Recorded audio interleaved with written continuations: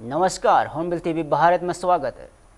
पवित्र श्रावण माह में भगवान शिव का जलाभिषेक करने निकले कवाड़ यात्रियों में पर मेरठ में मुख्यमंत्री योगी आदित्यनाथ ने पुष्प वर्षा की और मुख्यमंत्री ने हेलीकॉप्टर से कवाड़ मार्ग का हवाई निरीक्षण किया और शिव भक्तों का अभिनंदन किया। इसके बाद कवाड़ मार्ग पर बनाए गए मंच से भी मुख्यमंत्री योगी आदित्यनाथ ने कवाड़ियों पर फूल बरसाकर उनका स्वागत किया और पुष्प वर्षा के दौरान पूरा कवाड़ मार्ग हर हर महादेव और योगी योगी के जयकारों से गूंज उठा और कवाड़ियों पर हुई पुष्प वर्षा से सड़क फूलों से पट गई और पूरा माहौल शिव भक्ति में रंगा नजर आया और मुख्यमंत्री ने कवाड़ यात्रियों पर शुभकामनाएं देते हुए उनकी सुरक्षित और सुगम यात्रा की कामना की।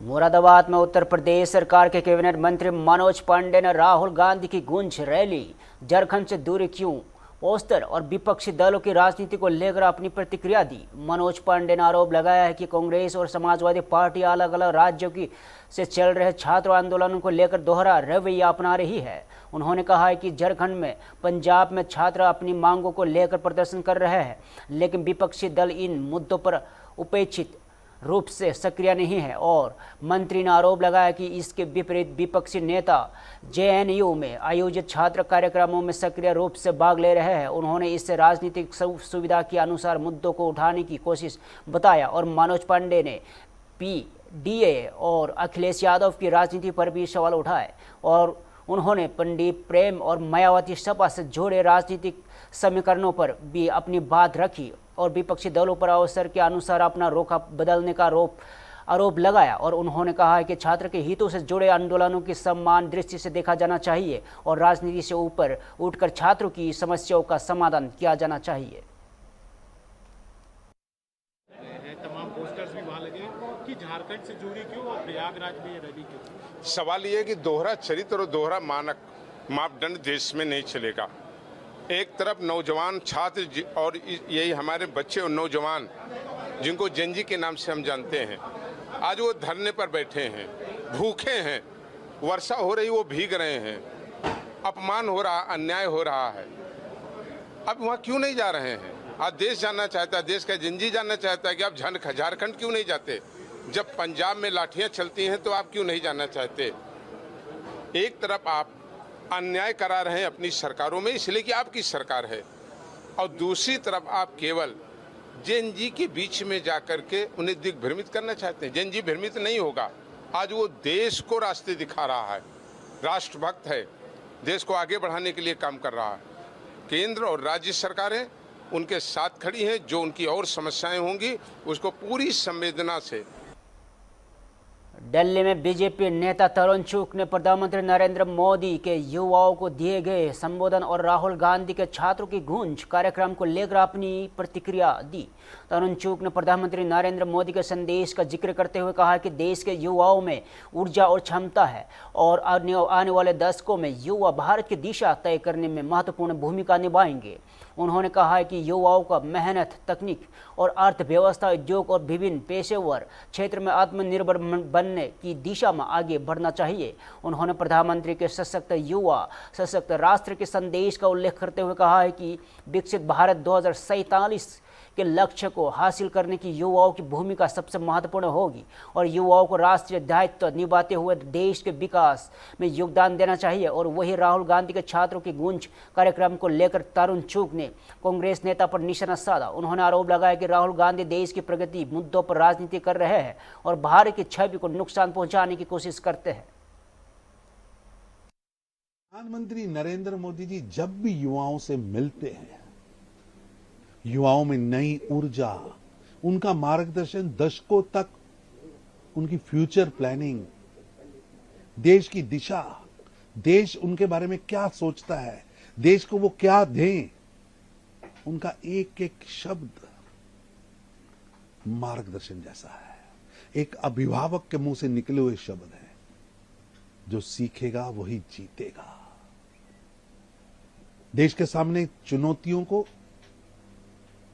अवसर में कैसे बदलना है, वो देश का युवा बदल सकता है। और मेहनत की प्रकाष्ठा से भारत के युवाओं को टेक्नोलॉजी में, इकोनॉमिक्स में, इंडस्ट्री में, प्रोफेशन में कैसे आत्मनिर्भर बनना है और कैसे सॉल्यूशन के लिए संघर्ष कर नए नए अवसर पैदा करने हैं, ये प्रधानमंत्री ने जिन शब्दों का आज प्रयोग किया है, सशक्त युवा, सशक्त राष्ट्र, और जिस पर वो लगातार कई दशकों से काम कर रहे हैं। हापुड़ में भगवान शिव की भक्ति में कंवर यात्रा पर निकले श्रद्धालुओं का भव्य स्वागत किया गया और उत्तर प्रदेश सरकार में मंत्री नरेंद्र कश्यप ने कंवरियों पर पुष्प वर्षा कर उनका अभिनंदन किया और मंत्री ने कहा है कि मुख्यमंत्री योगी आदित्यनाथ के मार्गदर्शन में कंवर यात्रा का सुचारू और सुरक्षित तरीके से संपन्न कराने के लिए व्यापक व्यवस्थाएं की गई है। उन्होंने शिव भक्तों की कंवर यात्रा की शुभकामनाएं देते हुए मुख्यमंत्री योगी आदित्यनाथ का आभार जताया और इस दौरान जिला पंचायत और अध्यक्ष रेखा जी समेत स्थानीय जनप्रतिनिधि और प्रशासनिक अधिकारी मौजूद रहे और कंवरियों के स्वागत के लिए जगह जगह विशेष व्यवस्थाएं की गई। और वही राजनीतिक मुद्दों पर प्रतिक्रिया देते हुए नरेंद्र कश्यप ने राहुल गांधी पर भी निशाना साधा। उन्होंने संसद में विपक्ष रवैया और राहुल गांधी के प्रयागराज दौरे को लेकर सवाल उठाए और कहा है कि उत्तर प्रदेश में मोदी योगी सरकार की लोकप्रियता के कारण विपक्ष की राजनीति का असर नहीं हो रहा है।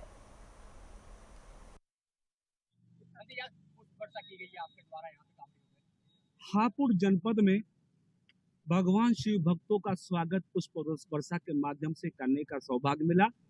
मेरठ में हमारे प्रदेश के मुख्यमंत्री आदरणीय योगी जी हेलीकॉप्टर के माध्यम से पुष्प वर्षा करके शिव भक्तों का स्वागत कर रहे हैं और उन्हीं के मार्गदर्शन में हम हापुड़ में आज अपने जिला पंचायत की अध्यक्ष रेखा जी के साथ मिलकर पुष्प वर्षा करके शिव भक्तों का स्वागत किया है। खुशी की बात है कि योगी जी के नेतृत्व वाली सरकार में कांवड़ यात्रा बहुत ही सुगमता के साथ संपन्न हो रही है।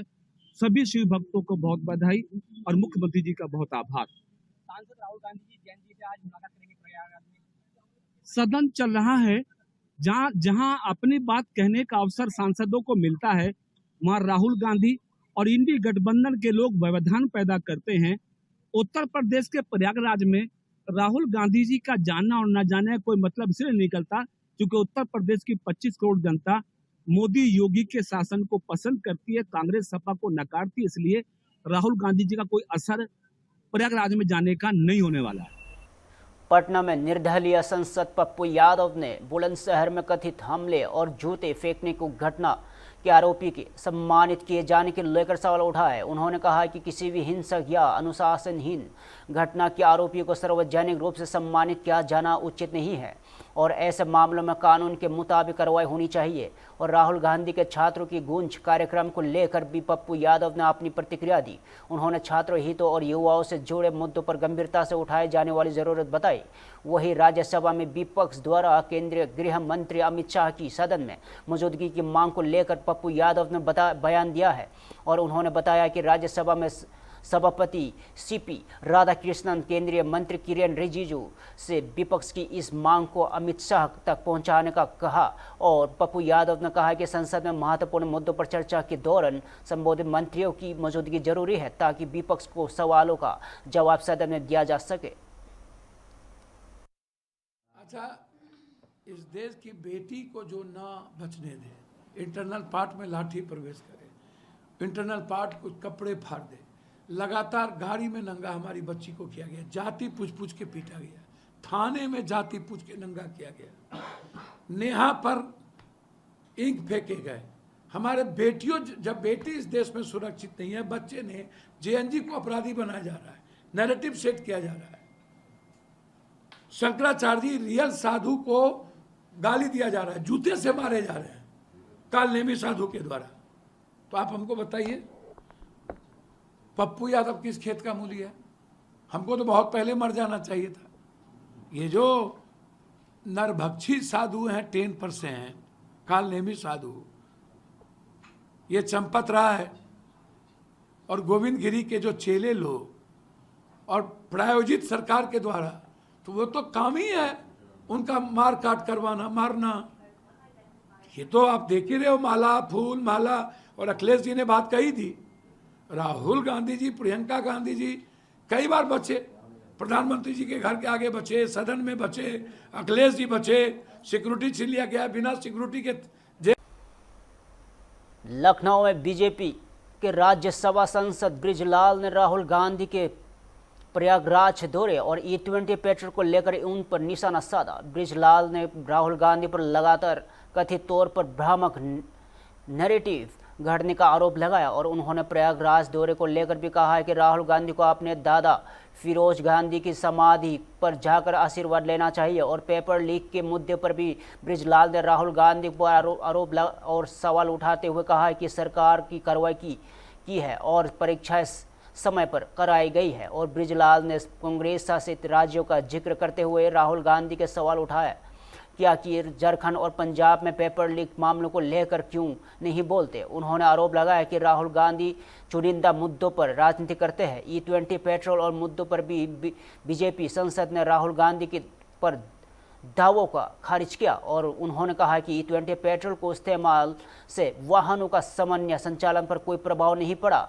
और इस मुद्दे पर गलत धारणा बनाने की कोशिश की जा रही है। और ब्रिजलाल ने दिल्ली हिंसा और गलवान घाटी विवाद को लेकर राहुल गांधी के रुख पर भी सवाल उठाया और उन पर देश के खिलाफ तथा चीन के पक्ष पर बयानबाजी करने का आरोप लगाया। राहुल गांधी हमेशा झूठा नैरेटिव बनाते हैं। ये प्रयागराज गए हैं, मैंने उनको सजेशन देता हूं कि अपने दादा फिरोज गांधी जी की समाधि है, जरा वहां पर हो आए। अरे आपके पुरखे हैं तो वहां पर हो आओ, उनका भी आशीर्वाद ले लो।